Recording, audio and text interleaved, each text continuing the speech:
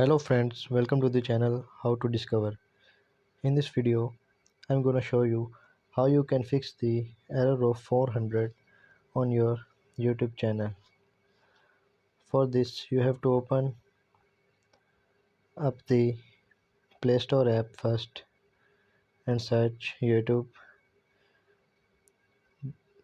If you get the option of update your YouTube here, then you have to update the YouTube app first.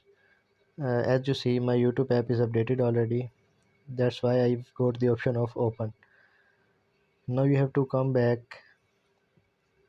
and open your mobile setting and click on the app management and open the app list. Now you have to go to YouTube app. Now you see the option of storage and cache. Now you have to clear all the cache and come back.